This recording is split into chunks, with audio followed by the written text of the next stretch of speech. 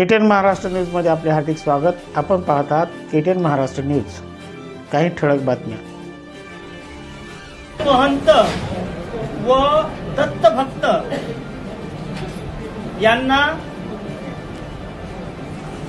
संत महंतांना ओम नमो नारायण व सर्व भक्तांना देवदत्त।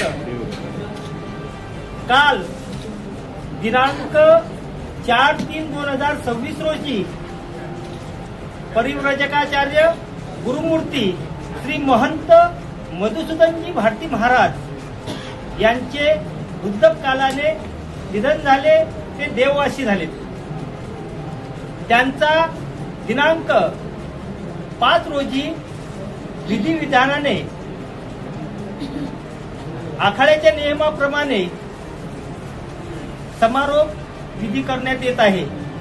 तत्पूर्वी आज श्री धनेश्वर भारती गुरु मधुसूदन भारती यांना महंत म्हणून त्यांची विधी करून गादीवर बसवण्यात आले व तदनंतर महंत महाराजांची आंघोळ वगैरे करून त्यांची विधी आपण एक अर्ध्या तासात करू 2 वाजताच्या पुढे।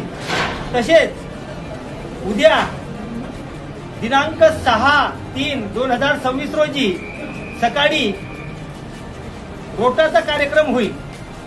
ज्या संत महंतांना थांबायचं असेल ते थांबू शकतात किंवा मग गेले तरी काही अडचण नाही। पण दिनांक 19/3/2026 रोजी षोडशीचा कार्यक्रम आहे। 19/4/2026 रोजी षोडशीचा कार्यक्रम आहे।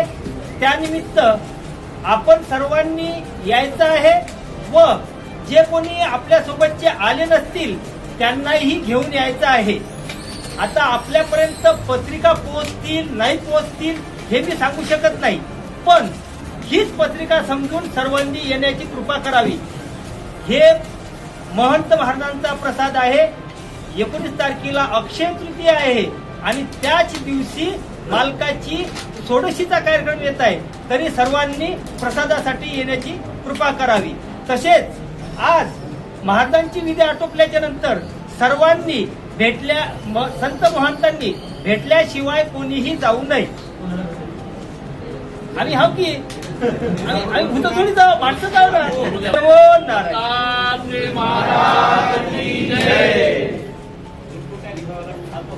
पण हा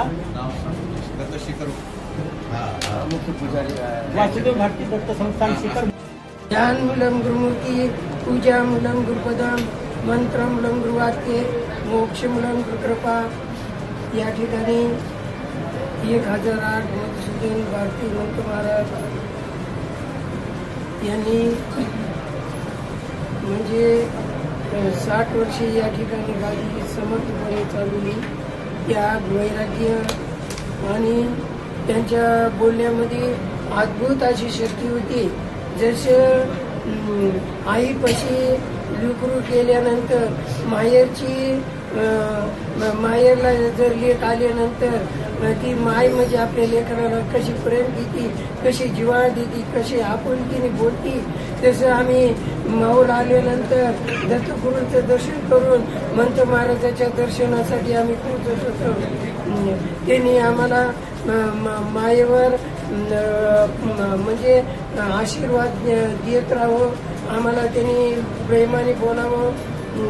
जशी लेकराला माय सोडून जाती, जसे लेकरू पोरखं होतं, तशी आमची अवस्था काल कोण ऐकलं की तसं आम्हाला वाटलं। आम्हाला डोळ्यातून आसुरीच्या धारा लागल्या। मग उत्तमबन महाराजांनी मला फोन लावलं होतं। मग मी लगेच इथं 11:30 वाजता पोहोचलो। म्हणजे मला एकदा पारायण करायचं होतं। मग मी आलो इथं, उत्तमबन महाराजनी आले सांगितलं की आम्हाला पारायण करायचं आहे। स्वतः मंत्र महाराजांनी आम्हाला या ठिकाणी 3 दिवस पारायण करायला लावलं. सकाळी आम्हाला दर्शन देत राहिले, दुपारी आम्हाला त्यांच्या तिथे जाऊन भेट होत राहिली. सकाळी गुरुचैत्र पारायण 3 दिवसाचं केलं की आम्हाला विचारावं की गुरुचैत्रामध्ये आधी किती आहे, किती आधी झाली आणि आधीची बारकाईने त्यांनी आम्हाला विचारावं. आम्ही थोडक्यामध्ये सांगावं. महाराजांनी विस्तारपूर्वक गुरुचैत्राची माहिती आम्हाला सांगून त्यावेळेस आम्हाला त्यांनी कृतज्ञ केलं. 3 दिवसाचं पारायण झाल्यानंतर महाराजांनी सांगितलं की तुम्ही आता नरसिंह सरस्वती ज्या म्हणजे दत्तप्रभूंनी अवतार श्रीपाद वल्लभचा घेतला, त्यानंतर नरसिंह सरस्वती स्वामीचा घेतला आणि तुम्ही आता कारंजाला जा आणि कारंजाला जाऊन तिथे तुम्ही दर्शन घ्या. आणि ते महाराजांची आमच्यावर कृपा झाली. आम्ही कधीही कारंजाला जाऊ शकत नव्हतो, नरसिंह सरस्वती स्वामीचं दर्शन घेत नव्हतो, पण महाराजांच्या कृपाशीर्वादाने मला त्या ठिकाणी जाण्याचं योग आलो. म्हणजे सांगायचं म्हणजे महाराजांनी जशी म्हणजे लिखीला जसं मायेची आठवण येते आणि मायेला गेल्यानंतर त्या लिखीला कसा आनंद वाटतो, तसा आम्हाला या ठिकाणी आल्यानंतर आनंद वाटत होता.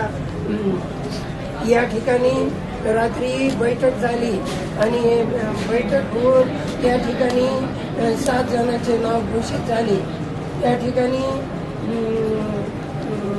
ठिकाणी हातगावचे गोपाळगीर महाराज, पुन्हा योगराज बाबा, पुन्हा शिवाचार्य महाराज आणि मग या ठिकाणी सकाळी 3 जणांचे नाव घोषित झाले रात्री आणि 1 जणांनी नाव त्या ठिकाणी फॉर्म उचलला आणि 2च होती आणि 5.5 वर्षाचा मुलगा तो दर्शनासाठी या ठिकाणी आलता.